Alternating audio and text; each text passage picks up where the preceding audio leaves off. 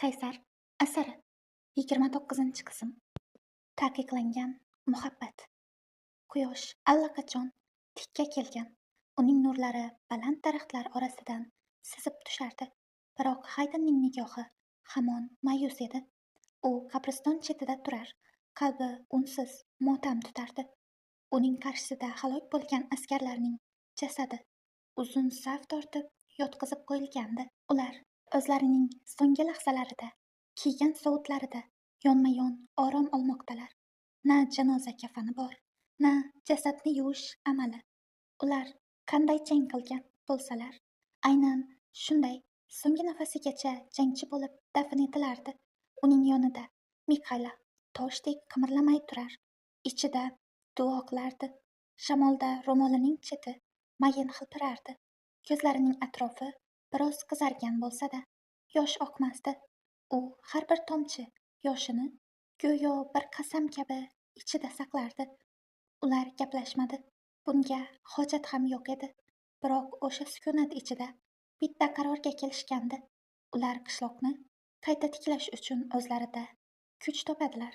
Devorlar qanchalik vayron bo'lmasin, masjid kuyib bitmasin, ular bu qishloqqa qayta hayot baxsh etadi.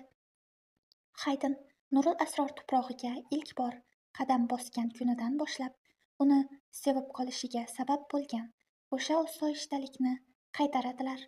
Ular qishloqning tor yo'lagi bo'ylab yurib ketishdi. U endi avvalgi ko'rinishida emasdi. Har qadamda sochilib yotgan yog'och parchalarining g'ijirlashi, singan o'qlarning qarsillashi, loyga botgan o'qlar yaltirab ko'rinardi. Havoda kul va moyning o'tkir hidi anqirdi. Chap tomonda bir ota qizini mahkam bag'riga bosgancha yonib ketgan uyining qoldiqlarini ko'rsatardi.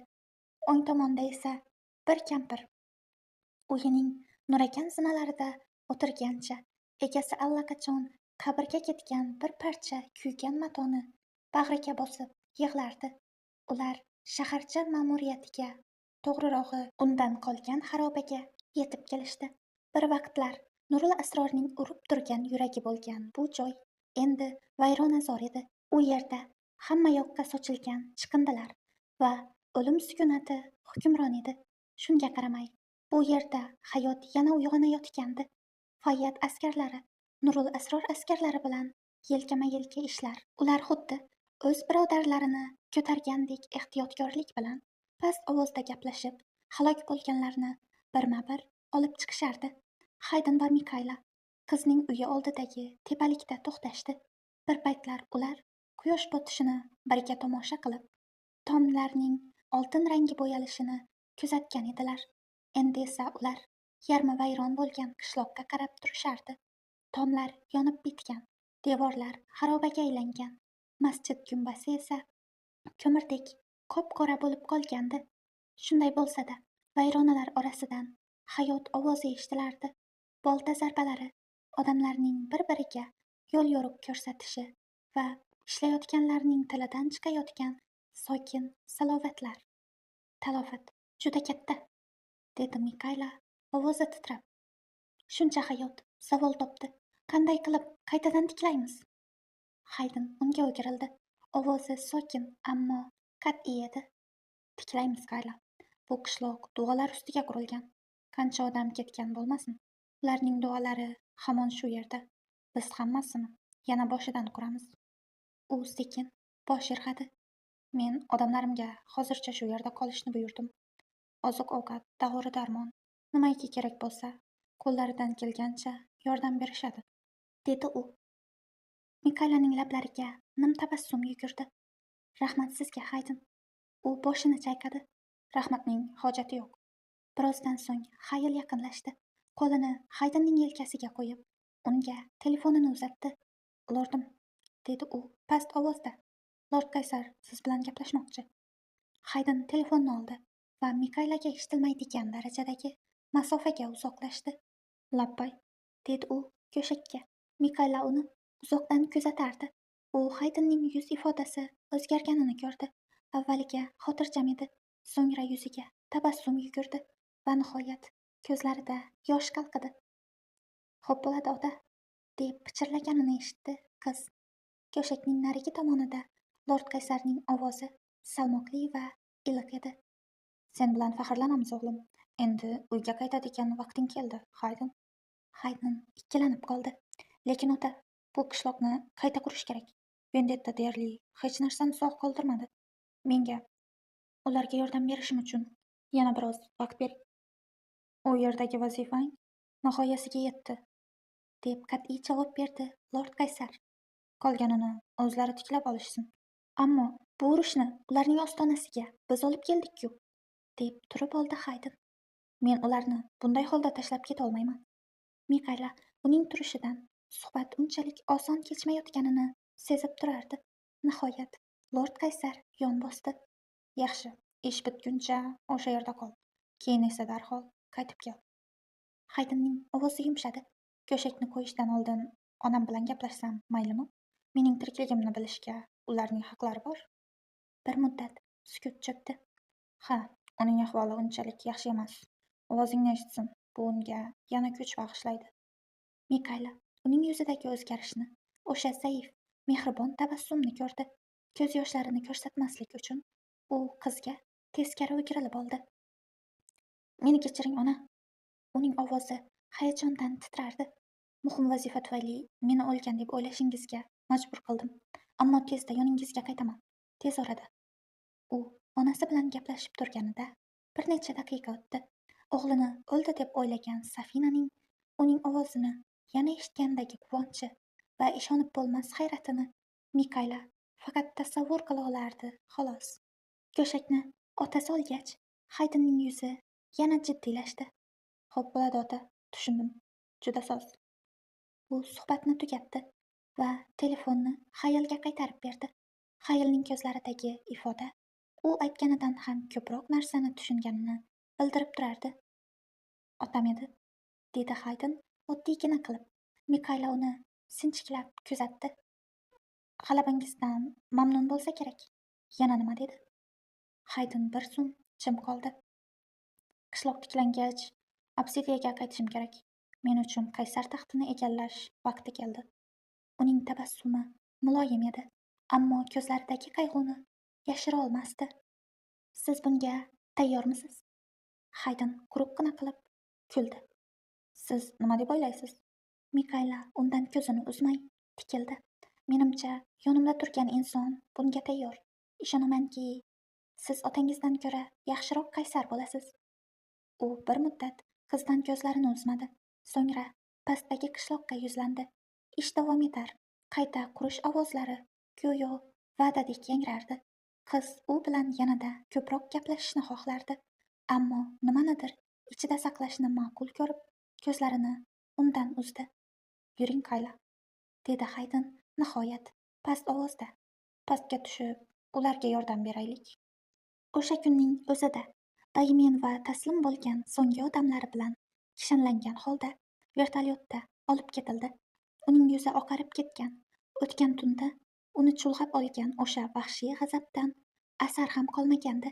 Mikayla uni uzoqdan bir muddat kuzatdi-da, so'ngra yuzini burdi. Alloh unga munosib jazosini bersin, deb ohista pichirladi. Shu tariqa Nurul Asror uchun yangi qayta tiklanish sahifasi boshlandi. Qishloq ahli to'plandilar. Qancha vaqt ketishidan qat'iy nazar, yo'qotilgan narsalarni tiklashga ahd qildilar. Havo yangilanish ruhi bilan to'ldi. Yosh yigitlar o'rmondan xoda tashishardi. Yangi ko'prikni asosiy to'sinlarini ko'tarayotganlarida yelkalari zo'riqardi. Yosh qizlar devorlarni ko'tarish va uylarni himoyalovchi to'siqlarni mustahkamlash uchun qorishma tayyorlashardi. Onalar katta qozonlar atrofida to'planib, charchaganlarga quvvat berish uchun issiq ovqat pishirishardi. Bir paytlar qo'rquvdan yashirinib yotgan bolalar endi suv to'la chelaklar bilan erkin yugurib yurishar. Ularning kulgusi butun qishloq uzra yangrar. Kimlardir g'isht tashirdi, boshqalari esa masjidni bo'yashardi. Erkaklar esa quyosh tig'ida ishlar. Terdan ko'ylaklari qorayib ketgandi. Ba'zilari minorani tiklash uchun iskalaga chiqishar. Boshqalari esa har bir toshni sinchiklab, bo'lakma-bo'lak qo'yib borardilar. yer bilan bitta bo'lgan masjid devorlari qaytadan qad rostladi. Qishloqning kichik shifoxonasida master Uzayr yotardi. Tanasida hali jarohatlari bitmay og'riq bersa-da, qiyofasi xotirjam edi. Yonida boshqa yarador askarlar ham fayyadlar yuborgan dori-darmonlar bilan davolanardi. Kunlar bir maromda o'tardi. Har quyosh chiqishi bilan qishloq biroz o'zgarib borardi. Bir paytlar xarobaga aylangan devorlar yana qad ko'tardi. Kuygan tuproq ustidan yangi maysa unib chiqdi. Har oqshom esa Hayden va Mikayla o'sha tepalikda uchrashishardi. Bu ularning doimiy odatiga aylangandi. U yerdan quyosh botishining oltin nuri ostida butun qishloq ko'rinar, nimalar tiklangani va qayerlarda hali ish borligini kuzatishardi. Bu tepalik ular uchun faqatgina qurilishni kuzatish joyi emas, balki kunni birgalikda yakunlash uchun ham bir bahona edi. Haftalar o'tdi. Bir paytlar qorayib vayron bo'lgan masjid endi quyoshda jilvalanayotgan yangi gumbazi bilan mag'rur turardi. Keyingi haftaga kelib uning devorlari o'sha tanish yashil rangga, Nurul Asrorning haqiqiy rangiga bo'yaldi. Hayden vaqt qanday o'tib ketganini sezmay ham qoldi. Haftalar o'tib ketdi. Har bir kun bu joy bilan bog'liq yana bir xotirani qoldirardi. Ish endi deyarli yakuniga yetgandi. Tez orada qishloq yana butun bo'lib qad rostlaydi. Hayden esa bu yerda uning safari qarayotganini bilardi. Obsidiyaga qaytish kuni tobora yaqinlashib kelardi. Ammo Mikayla, u bu haqda o'ylamaslikka harakat qilardi. Avvalgi oqshomlardagidek Hayden va Mikayla tepalikda birga turishardi. Pastda bir paytlar kuyib vayron bo'lgan masjid endi yashil devorlari bilan yaltirab turardi. Faqat ichki qismlarida ish hali bitmagandi. U yerda gilamlar birma-bir yoyilayotgan va so'nggi ishlar bajarilayotgandi. Ertaga hammasi tayyor bo'ladi, to'g'rimi? deb so'radi Hayden nigohini pastdagi qishloqqa qadagan holda. Shukr, nihoyat, dedi Mikayla yengil bosh irg'ab. Unda ertaga namozlarni o'zingiz boshlab berasizmi? Hayden ohista kulib qo'ydi. Nima, unutdingizmi? Ustoz Addin shunchaki bir niqob edi. Sizdan ustoz Addin bo'lishingizni so'rayotganim yo'q. Sizdan Hayden bo'lishingizni so'rayapman. Ketishingizdan oldin bu qishloqqa so'nggi marta imomlik qiling. Menimcha, ular sizning ovozingizni sog'inishadi. Ularmi? Qishloq ahli, albatta. Hayden jilmaydi. Yaxshi. Ertaga ular uchun imom bo'laman. Ular ufqqa qarab so'nayotgan to'q sariq nurga tikilgancha yana sukunatga cho'mdilar. Quyoshning so'nggi tafti yuzlarini yoritib, iliqlik baxsh etardi. Birozdan so'ng Mikayla gap boshladi. Uning ovozi yanada yumshoq chiqdi. Hayden, bugun kechga uyimga keling. Xaylni ham o'zingiz bilan olib keling. Nima uchun? Shunchaki keling, iltimos, yodingizdan chiqmasin. U ko'proq savol berishga ulgurmasidan qiz o'girilib ketib qoldi. Uning tabassumi g'oyib bo'ldi. O'rnini u nomini aytolmaydigan bir og'irlik egallardi. Quyosh hali botmagan bo'lsa-da, go'yo uning yuzidan nuri allaqachon ketgandek edi. O'sha oqshom Hayden va Xayl Mikaylaning uyiga kelishdi. Eshik sekin ochildi va ularni o'sha to'q sariq mushuk bir vaqtlar videokuzatuv kamerasida ko'rishgan o'sha jonivor kutib oldi. Ikkalasi ham uyda hali ham o'rnatilgan kameralarni eslab bir-birlariga qarab olishdi. Uni olib tashlaganimiz ma'qul, deb pichirladi Hayden. Xayl vazminlik bilan devordagi suratga yaqinlashib, Mikaylaga sezdirmasdan kamerani yechib oldi. Oshxonadan esa yoqimli hid kelardi. Xamir va pishgan go'sht hidi. Hayden o'sha hidga ergashib, oshxona ostonasiga bordi. Ovqat pishirishingiz shart emasdi, dedi u. Qishloq ahli allaqachon hamma uchun katta qozonda sho'rva qilishgandi. Sizlar uchun o'zim pishirgim keldi, dedi Mikayla oddiygina qilib. Uning ovozi xotirjam edi, ammo buning tubida nimanidir aytilmagani sezilib turardi. Xo'sh, bugun taomnomangizda nima bor, ustoz? deb Xayl uning ortidan hazil qildi. Shunchaki o'tiring, deb javob berdi u. Juda ko'p savol berasiz. Birozdan so'ng u stol ustiga bir taom keltirdi. Cho'pon pirogimi? Dedi Haydn qoshini ko'tarib. Ha, bu mening eng yaxshi taomim, dedi u, lablarida kichik tabassum o'ynab. Oh, bu bir paytlar Puteri aytganidek. Haydn bir lahza qotib qoldi. U Puterining ilgari bu haqda aytganlarini esladi. Mikayla uni faqat haqiqatdan ham tanlagan, balki qayg'uradigan inson uchungina pishiradi. Cho'pon pirogimi? Endimi? Aynan ketishimiz oldidan-a? Deb kuldi Hayl. Haydn unga o'tkir nigoh tashladi. Hayl. Xo'p, bo'ldi, deb g'o'ldiradi Hayl, qo'llarini ko'tarib. Mikayla ohista dedi. Shunchaki tatib ko'ring, mazalimi yo'qmi aytasiz. Haydn yengil jilmaydi va bir luqma oldi. Tam tiliga tekkan zahoti ko'zlarini yumdi. Puteri haq edi. U g'oyat mazali edi. Agar Puteri shu yerda bo'lganida... Mikayla to'xtab qoldi. Ovozi biroz qaltiradi. U ham xursand bo'lardi, shundaymi? Haydn bunga faqat mayin tabassum bilan javob qaytara oldi.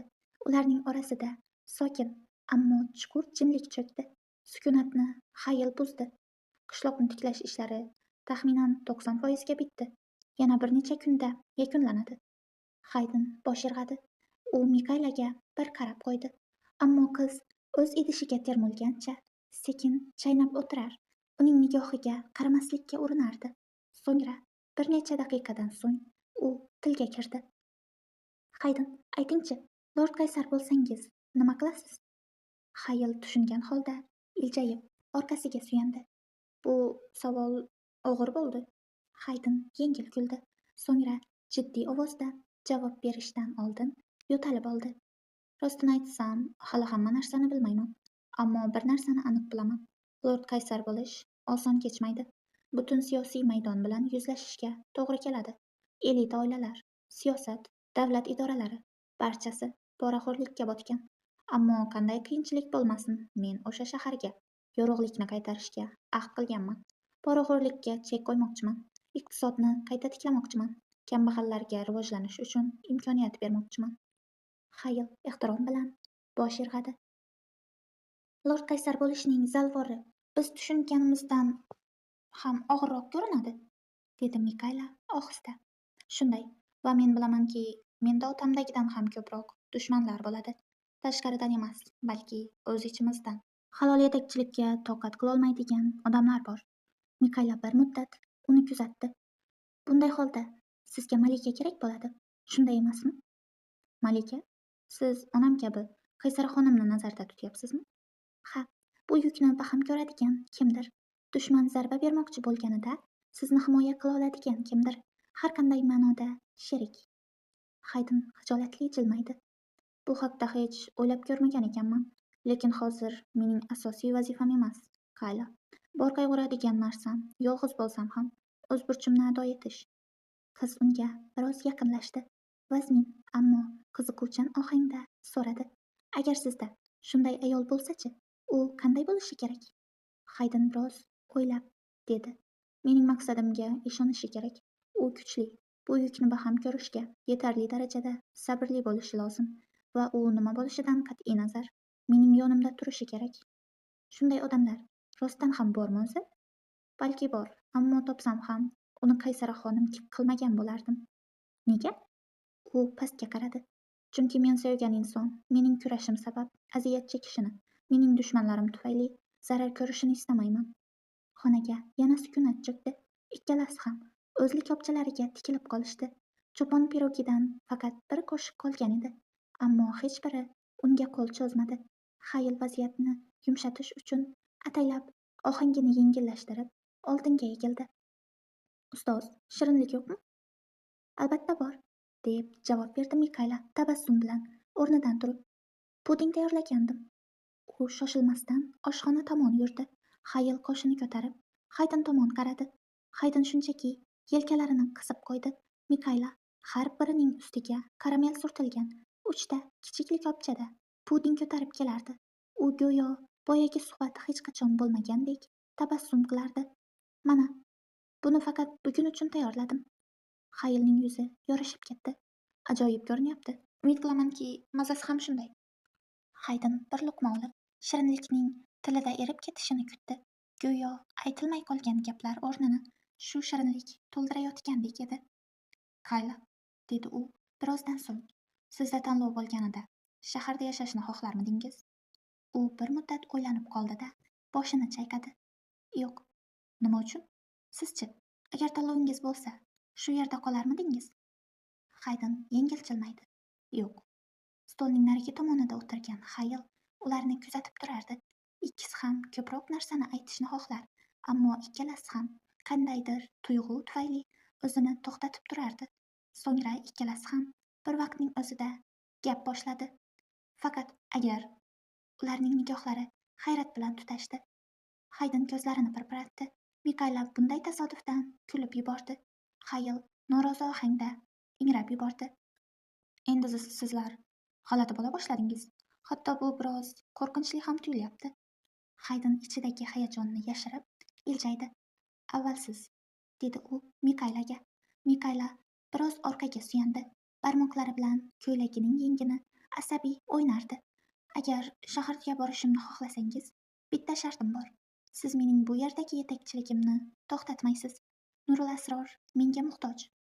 Hayden sekin bosh irg'adi. Agar siz ham mening shu yerda qolishimni xohlasangiz, mening yagona shartim Lord Qaysar bo'lishimga to'sqinlik qilmaysiz. Obsidiya va Fayyad oilasi ham menga muhtoj. Imkonsiz, deyishdi ikkovi ham baravariga. Hayl tomog'ini qirdi. Yaxshi, men biroz suv ichib kelaman. U ularni yolg'iz qoldirib oshxonaga kirib ketdi. Haydenning nigohi qizdan uzilmadi. Kayla, siz yaxshi bilasiz, dunyolarimiz boshqa-boshqaligini, deb uning gapini oxiriga yetkazib qo'ydi qiz. U bosh irg'adi. Ijro etuvchi Farangiz Murodova. Davomi bor.